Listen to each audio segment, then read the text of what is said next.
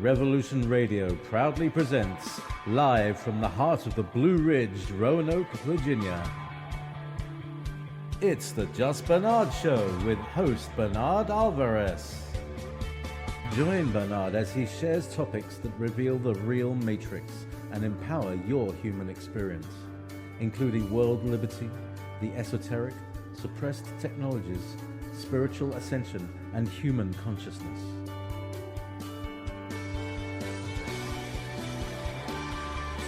Humanity has awakened, and our time has come to realize our full potential.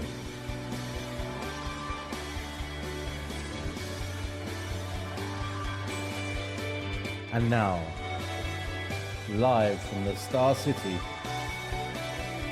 your host, Bernard Alvarez. Let's talk a little bit about my guest who's joining us today.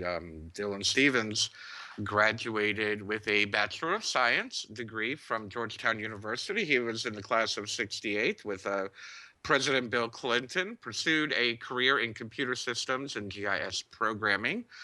This did not stop him from becoming part of the inner circle of the metaphysics teacher G.I. Gurdjieff and studying under the Native American medicine man with ravens, founding a nonprofit Infinite Solutions Foundation, supporting the online site for the Pesher technique of Dr. Barbara Thiering, the writer of Jesus the Man, and establishing the website The Pesher of Christ, publishing 2 books, Paulina's Promise to Her Grandfather Jesus, and The Seven Sisters and the Apocalypse. Dylan recently set up a group for him at knownasdonas.com. I might have said that wrong, but it's spelled like it sounds, to discuss how to find a replacement from the falling religions, which we're seeing quite a bit of that today. So welcome to the show, Dylan. Thank you for joining us on this beautiful solstice day.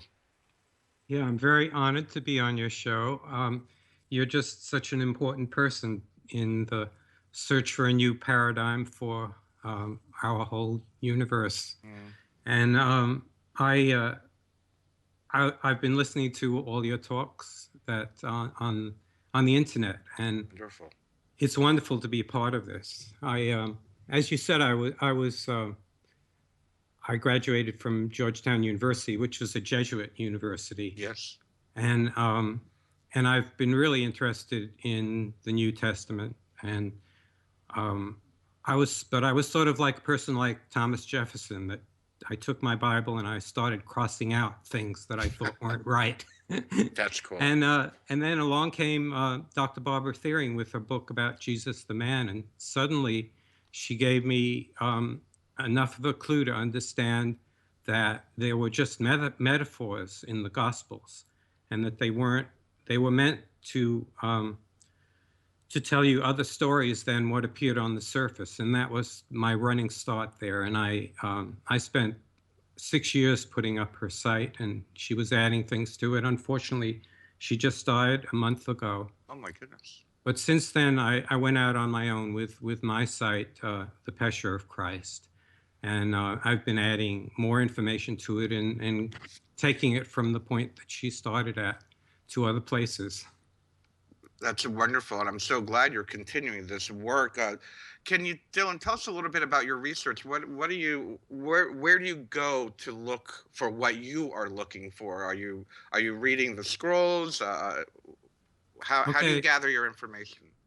Yeah, that's an interesting point. The word Pesher in it is the important point, is that the Dead Sea Scrolls that were uncovered, many of them were just copies of Old Testament works, but there was some of the scrolls that used this word Pesher. They said, they would quote something from the Old Testament, and then they would say, the Pesher is, and then they would start describing things of their own times as if those words from the Old Testament were written specifically for them.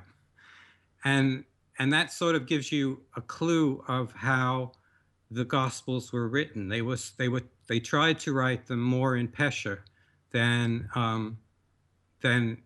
as just a story, which is what they appear to be.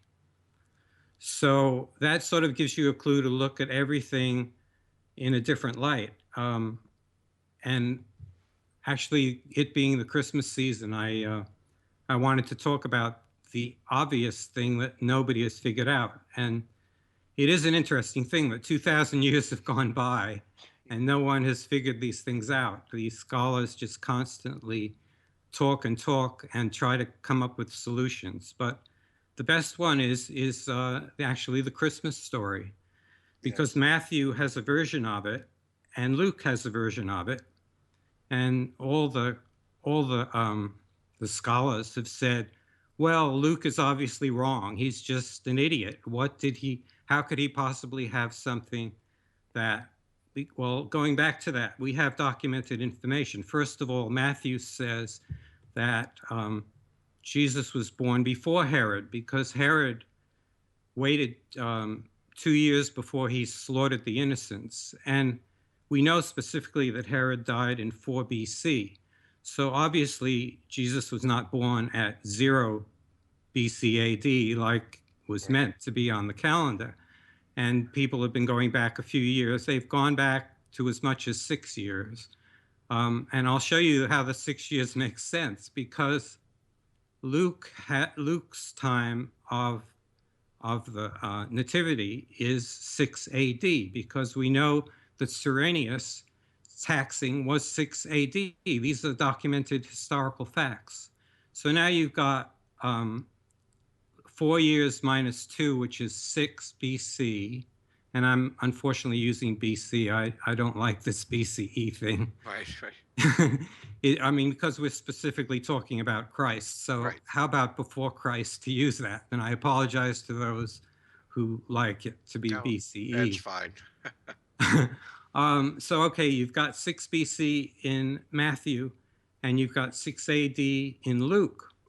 Now think about that. 6 plus 6 is 12. And suddenly you can reach the conclusion that Luke is talking about Jesus's bar mitzvah. And that was really the time that you birthed from a child to a man. Oh. That was equivalent to a birth. And that matches up perfectly. And nobody has figured that out. It just seems like such an obvious thing for people to have figured out. I got to tell you, Dylan, as you're telling me this, it is an aha moment. It makes complete sense if you look at it that way. And then, of course, the detail is the fact that there's no 0 BC. So actually, the actual birth of Jesus was 7 BC. And I worked it out in other ways. If you look at the John the Baptist's father, it talks about the fact that he was of the priestly group of Abgar, and you can figure out, and I have on my site a way that you can calculate from that point when Mary went to visit Elizabeth, his wife, and then you can come up with the actual date that the month that Jesus was born, and that is actually March. Yes.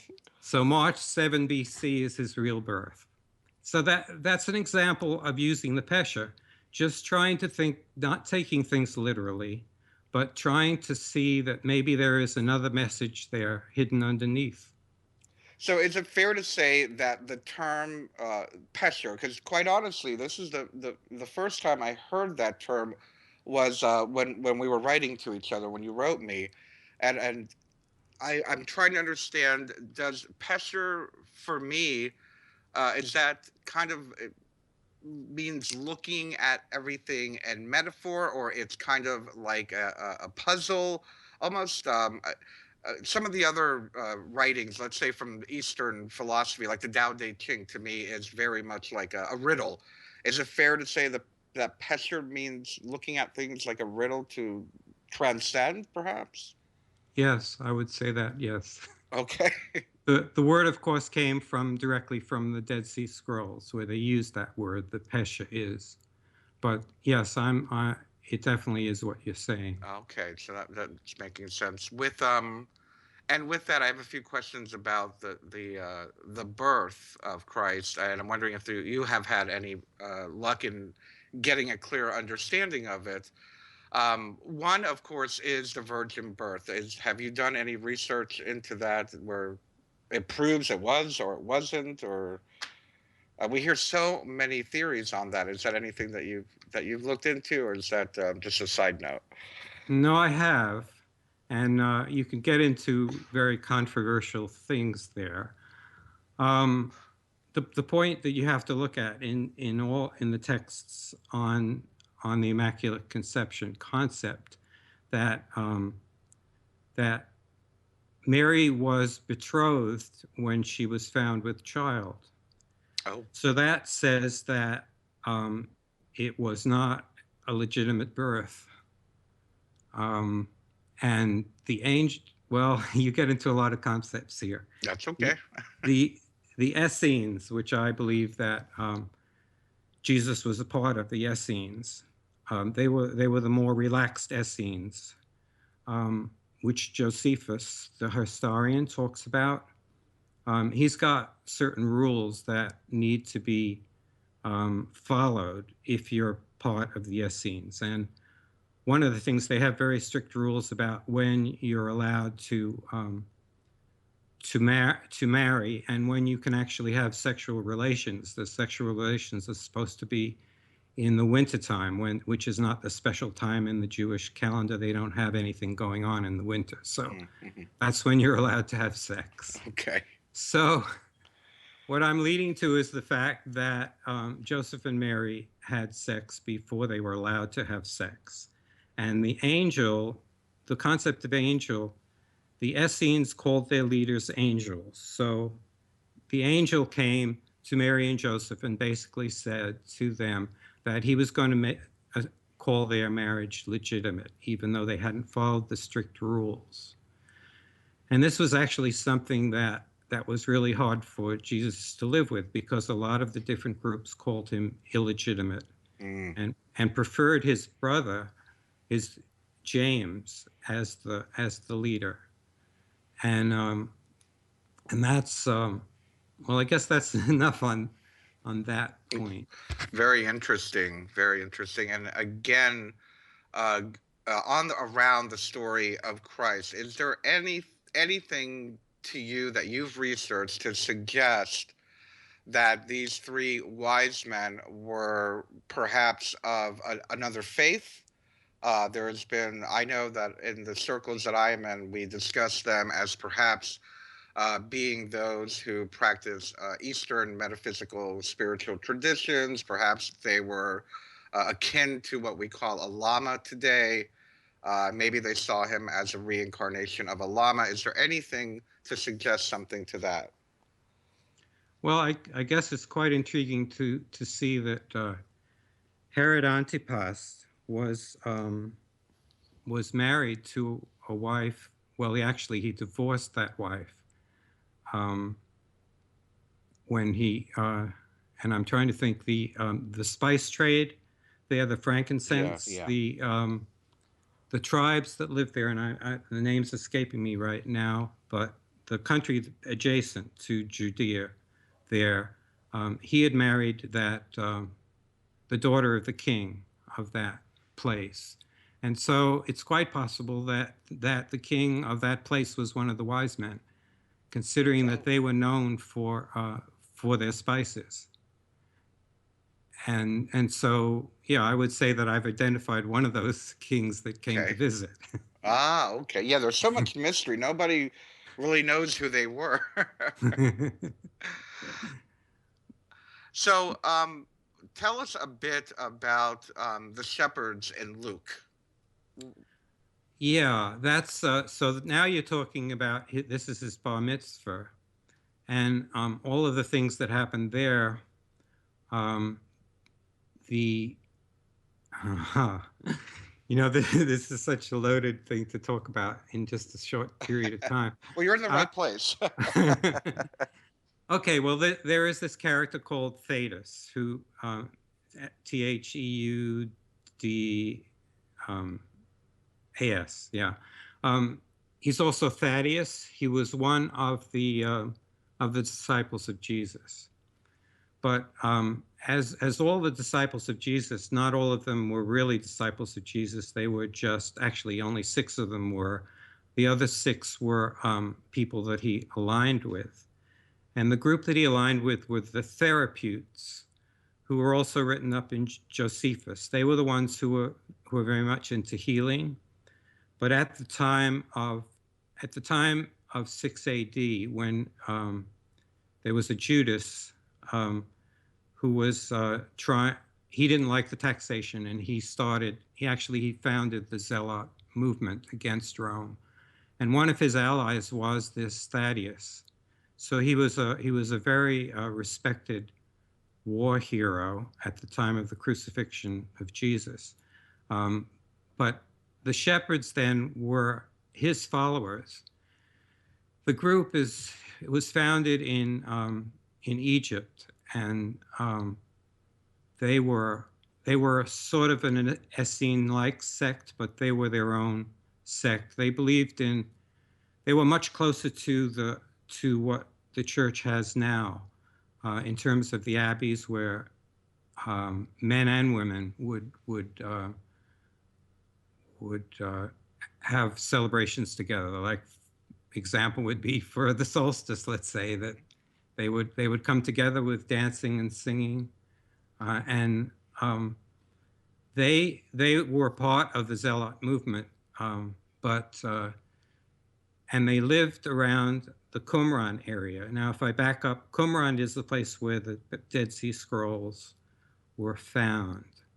And there are buildings there that nobody's really figured out what their purpose is, but it is generally believed that they were Essene dwellings. And so Qumran is really the second Jerusalem as far as Essenes were. They wanted to be part of Herod's kingdom, and Herod didn't want them. And so they went and they went to this place in Qumran and founded their own Jerusalem. So the word Jerusalem in the Bible has 2 meanings. If you use Jerusalem in singular, it's the real Jerusalem. If you use Jerusalem in the plural form, this is an example of the Pesher, it means Qumran. So when Jesus goes to Jerusalem in the plural meaning, he's going to Qumran, not Jerusalem. Oh. And it makes more sense that way. Yeah, it does, in the sense that the Bible sort of implies that he had so many followers around him because he was in Jerusalem, but really there weren't that many followers, but they were around the Qumran area. But I guess I've gone off my theme here. Getting back to who the Therapeutae were, they were living in the surrounding areas of Qumran, in the area called Murd, and they would live on the land, and they would go on what would be the word? Vision quest type things in the caves that are around there. There are many caves in the areas, and they would go on these vision quests. I'll use that word. Okay. And so they were the shepherds. Ah. And the point was that there are all these words of peace around that, because what happened is the Therapeutae decided that they weren't going to support the warlike aspects of the Zealots and wanted to have peace with Rome. So they aligned themselves with Jesus at that point.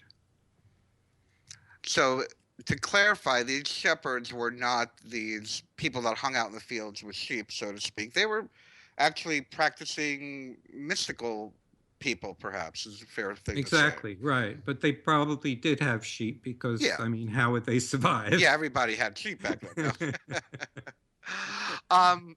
And we've only got about 6 minutes left in this particular segment of the show, and I just a couple questions that are circling my brain right now, because there's so much talk about it with the books like the Grail, Holy Grail, Holy Blood, the Da Vinci Code. Is there any evidence in your research to say that Jesus was in fact married? Oh, absolutely. You'll never get to the break if I start on that, but I'll begin it. I Yes. actually just watched the Da Vinci Code movie last Yeah, it's night. back on Netflix, by the way. Yeah, right. That's what happened. Yeah, because I guess it's Christmas time. We're Yep. supposed to think about Jesus in Christmas time. Well, they say that Mary Magdalene was with child at the time that Jesus was crucified, and that his daughter was born after the crucifixion. Now, where they got that from, I know, is from Dr. Barbara Thiering. Oh. She had that in her book. And although those the Holy Grail people sued the author of the Da Vinci Code and lost, she didn't become part of that suit, but a lot of the material from the Da Vinci Code came from her book. But the most fantastic thing that I discovered is that I noticed that you were a Catholic, and so that way, yes. You must know this particular scene where Jesus is speaking to supposedly his mother is there at the cross. Yes. And he's speaking to her. Yes. And he's saying to his mother something or other. I don't remember now. But the point is that I'm making is that if you retranslate that particular passage, because people are automatically believing that he's talking to his mother, because what better thing than to talk to your mother on the cross, a good son to talk to his mother. Right. But the point is that he's saying the mother being Mary Magdalene. He's talking to Mary Magdalene and being so happy that she is with his child, that's giving him comfort on the cross.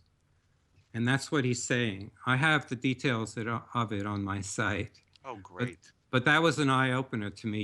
You can retranslate, when somebody translates Greek, in this case, they have a bias towards what they think it should be saying. And that's the trouble with translation, because these people are thinking that, well, of course he's not married. This mother must be his mother. It can't possibly be Mary Magdalene. Right. But if you look at how much Mary Magdalene appears there, she's the first one to see Jesus risen. Mary Magdalene suddenly becomes such an important person. Yeah. That you say, well, where have they been hiding her all this time? There's no reference to her, except for one that that he took away the evil spirits from her, which everybody assumes was because she was a prostitute. Right. But that particular point was that her superior in the convent that was part of the Essene group was Judas Iscariot. And Judas Iscariot was a zealot. And so he was, you can call him the devil, but he was more like the tester. He would test people. And so he tested Jesus in the wilderness, and he tested Mary Magdalene, whether they were good enough to be married. Mm-hmm. And so his level was level 7. So Jesus got rid of the 7 evil spirits in Mary Magdalene by marrying her, because then he became her superior, not Judas anymore. So that's what that particular line means. And that makes, again, clarifies a lot on how we come to the point where so many researchers are saying that he was married. We're coming up on a break. When we return, we're going to continue this very fascinating discussion. And now, back to your host, Bernard Alvarez.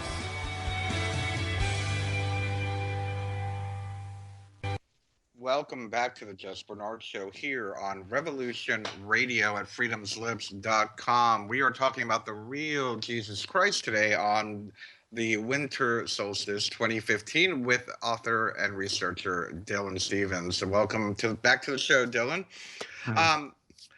I just want to put this out there. I have to ask this question because I'm sure there are so many people shaking their heads and wagging their fingers at this broadcast because I haven't asked it yet. Um, Dylan, there's so much talk that either Jesus Christ was not a real person, or perhaps he was a cumulative storytelling that kind of turned into one person. Where does this confusion come from? Is there any point to any of it? What do you feel about that? Well, I think it's obvious that Jesus did exist. Hmm. I think people just say that because they're jealous of him because he's so important. I, if you start looking through the different historical texts, he is mentioned as existing. And certainly Pilate exists. They found a stone that has his name on it. There's so many things that have shown that Jesus exists. I think that's not really their objection to it. I think it's the problem of the fact that the Council of Nicaea decided that Jesus would be equivalent to God. Right. And that's what bothers people. And so that makes sense. Jealousy is quite a motivator for disinformation. But I certainly appreciate your show because people are just totally angry about anything that says that Jesus could just be a man, just a wonderful man that had a lot of good ideas, rather than being this founder of a whole religion around the world. And I'm sure that wasn't his intention. No, I don't think it was. I think that he wanted to, the thing that was wrong with the Jewish religion was the fact that even when they say love one another like yourself, the golden rule, even when they used that, they only meant amongst themselves. Yes. It was they weren't going to love other people because they were constantly being persecuted by other people and they needed to protect themselves. Yeah. And but Jesus was really the first one that kind of used it in its correct context, which is anyone. Everyone, exactly. I like to akin Jesus to, we jokingly say he was the first occupier. He was a radical. He was against a state, police state. He was for everyone, uniting, and the establishment doesn't like that very much. Right. And he certainly didn't like the corruption in the temples with money and whatnot. Corporate control and that exactly state. It's very current today, isn't it? Very current. So there is a lot of speculation in many metaphysical circles, spiritual circles, alternative religious circles that talk about how Jesus really did not die on the cross, and that is a point of contention for those that go by the book, strictly by the book, that he, the entire Catholic religion is about his resurrection. But it seems that you and many, many other people have done research into this to show that perhaps he did not actually die on the cross. And you have a very interesting point that he was given poison. And I would love to hear more about this. Yes, that's an important topic. I mean, the point was that the other people on the cross were not just robbers. They love to use that word for zealots. The two other people on the cross were Simon Magus, who was reviled later even by the Christians because he was part of the Christian sect that separated out. And so he was the evil one called 666, but he was actually Jesus's superior, which would probably create a lot of uproar to say that. Right. But the point was to rescue him and to rescue Jesus. Now, this Thaddeus person that I talked about was Barabbas. he was the one that they didn't want to crucify because they didn't think that he would survive the crucifixion. Because the whole plan was set in place that they would have one of them take a drug that would make them appear to be dead. And so they chose Jesus to do that, and that's how he ended up on the cross in place of Barabbas or Thaddeus. Oh. So, and you have Pilate, who was amazed by the fact that people were calling him the King of the Jews, and he loved that concept, and he put Jesus in the center cross because of that. But by hierarchy, actually, Simon Magus should have been in the center cross. But anyway, wait one moment, Dylan, because I'm interested in what you mean by hierarchy and his superior, and what paradigm was Jesus' superior? How? Okay, the Essene structure, priestly structure, had three people. There would be the top priest person, and the second one would be the Levite, and the third one would represent the people. And that would be Jesus's position to represent the people, because he was of the kingly line of King David, and therefore he would be the representative of the people. Okay. Now, okay. Go on. I think the most important thing to look at is that the early founders of Christianity, called the pre-Nicene philosophers. There was Irenaeus, there was Eusebius, and there was Papias. And of all the things that were written here, one of the most important ones that I should read to you. This is what Papias had written, and it's quoted by Eusebius. And it says, "It is worthwhile, however, to add the words of Papias, given, because that's Eusebius talking, given above, other passages from him in which he records some other wonderful events, likewise as having come down to him by tradition.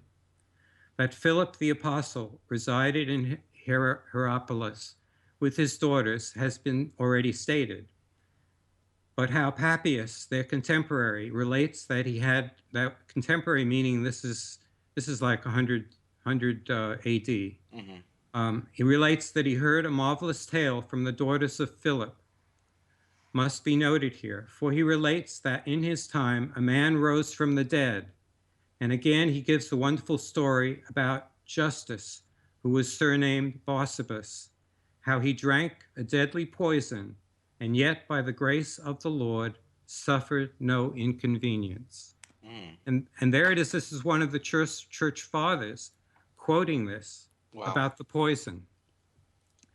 And if you look carefully at the word Justus and the word Barsabas, Barsabas appears in when they're trying to choose the replacement for Judas. They have somebody called Joseph Barsabas as a possible candidate.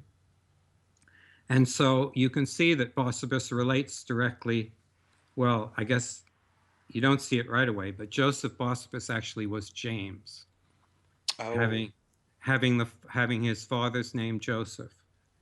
And James is Jesus's brother.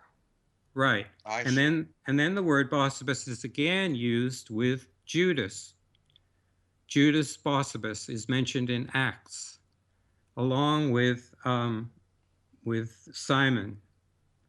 And so it looks like the proof there, you have to look about how many sons, how many brothers does Jesus have? And it lists them in that one passage. And people like to say that these were nephews or whatever. Yeah. But they are specifically listed. And so here we have somebody called Judas, who was Jude, one of the brothers of Jesus, using the word Barsabas. And then we have Joseph Barsabas, who seems suspiciously to be James. And so Barsabas clearly was some sort of a term that related to the family of Jesus. So this Justus Barsabas person, the word justice is basically someone who is of the kingly line. And so you've got this Justus Bossibus, who took the poison on the cross, and by the grace of the Lord suffered no inconvenience. And there it is in black and white. Yeah. You have to go through a lot of putting a lot of pieces together to make it possible to come up with that. But that gives you a clue about what happened on the cross. Now, if you go and look at the gospel about all of the things they say, the very last thing that they did was give Jesus a sponge with something on it, which they're just saying was vinegar. Yeah. But there are other places where he was given poison, and it was actually a poison. Before he was put on the cross, they gave him something that could be poison, Right. rather than this vinegar thing. But so they give it to him, they pass it up to him on a stick, and he takes it, and immediately he expires. And so then James, who is Joseph of Arimathea also, goes to Pilate and says, can we take this? Can I have the body of Jesus? And Pilate says, oh, okay, he's your brother, you can have him. And then Herod Antipas tells Pilate, we can't leave these bodies up on the cross past sundown because it's against Jewish law to do that. And so Pilate said, okay, why don't you just take them all down? The other two guys, why don't you break their legs and put them in the cave so they can suffocate? Oh, jeez. And so they take the three people down, and the person then there's supposedly a test to see if Jesus is alive, and they put this lancet into Jesus, and out comes blood and water. And the very fact that blood should come out is proof that he's still alive, but they pretend to Pilate that he is dead. So they rush the bodies to the cave and apply the antidote. And where does the antidote come? It comes from,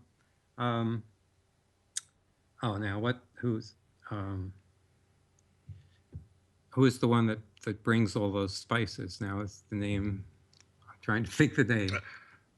The one who brought the spices. Yeah. It's terrible that I can't think of it. Okay. That's okay. But anyway, he's got this massive amount of spices. It's enough spices to feed an army. Right. And that's to give a clue to the fact that he's the one bringing the antidote. We see. So here we are. We have Jesus in the cave, being given the antidote. I guess they rolled the rock back in front of the cave, and he woke up, or they woke up. How do we come to the point that he actually left the cave and they found an empty cave? Well, there again, you have an interesting thing. If you look at the Gospel of Peter, it's the Gospel. Yeah, the Gospel of Peter, which is not one of them that's accepted. Oh. Because there's the Gospel of Mark, which people say is what Peter wrote. Right. But if you look at the Gospel of Peter, you can kind of see that the Gospel of Mark was taken from the Gospel of Peter, basically with pages struck out. But the Gospel of Peter has a wonderful passage in it where it says that the soldiers were watching the cave, and they saw two men go down into the cave, and three men came up carrying the other. And then it goes on to this nice expression of how and they went and they carried him, and behind him was this wonderful cross in the sky, some of this wonderful metaphor. Right. But that was actually what happened. And you can see in the gospel, Mary thought that Jesus had been taken from the cave, and she ran from the cave. She was allowed to be out at the hours when everybody was supposed to be in their houses, because they weren't allowed out at night on the Passover. But she was pregnant with Jesus's child, so she was allowed to walk about. because obviously as a pregnant lady, she needed to do whatever she needed to do to have the baby. But so she thinks that Jesus is taken from the cave, and so she runs and she gets Peter and the disciple whom Jesus loved, and that is actually John Mark. But that's not important to this discussion. But it was two people, two disciples that ran up and looked in the cave, and then it says that they didn't see, that they saw his bandages on there, but there was no Jesus. Wow. But the point is that those are the two people that then took Jesus and carried him away from the cave. I see. Now that makes sense. And Dylan, we're I hate to say this, we're running out of time already. So let me jump to the afterlife, the resurrection. It is believed he lived on. Where are we getting this information? Can you tell us what happened to Jesus after he quote unquote rose from the dead? Well, Paul constantly had these visitations from Jesus. Yeah. He would see an image of him, and the point is that was just an excuse. The point is that they decided that it was a wonderful thing to have this resurrection concept. It was selling well to the heathens in the world, because they had lots of gods that had been resurrected before, and to pretend that Jesus was resurrected was a good thing to sell. Paul was very good at selling that, but he kept being visited by Jesus in so many visions there. He was just there guiding him. But I think that if we want to go back to the Da Vinci Code thing, I'd like to do that. Sure. That his daughter actually was the person in the Bible called Phoebe. And you'll notice that Paul met Phoebe at some point in his talks. And this Phoebe, and he sent her to Rome too with some important letters. She actually married Paul. So now you've got Paul, who is the son-in-law of Jesus. And it makes so much more sense that he was so important and Jesus was still alive directing him. And that's why those people who say that Paul distorted Jesus's writings, I think, are absolutely wrong, because although Jesus did tolerate his misogyny about women, he did give Paul a lot of direction on how to build the church. But then what about the next son of Jesus? It's right there. It was one of Paul's helpers. His name is Jesus Justus. Oh. And here you are again with this justice word, with the word Jesus. Jesus Justus is right there. He's the first son of Jesus, Jesus Justus. So there's a proof there. Wow. Because he obviously lived to have another child. And then he had another child after that, who I am saying in my book, Paulina's promise to her grandfather Jesus, because my Paulina there is the daughter of Paul and Phoebe. And so she's the granddaughter of Jesus. And I gave her the name Paulina because that made so much sense, being the daughter of Paul. Yes. And I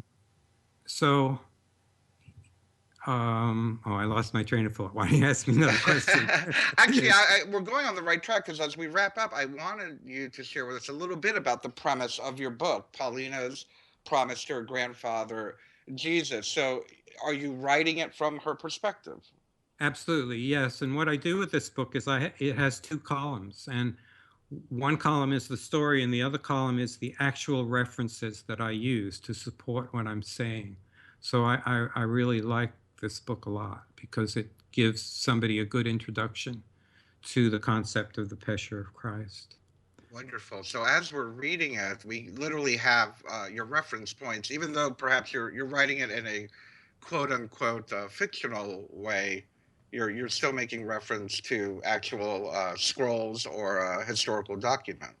Right, and I hate the books that, are written with little numbers, and then you have to go to the back and put your Yes. finger in Yeah. the back and try to find them, and it's a good way to obscure what you're saying, because you can have a little number next to, you could say Jesus survived from the cross, and then you have a little number that says, other people believe that this to be true, but it's the proof isn't there in your reference. Right. Right.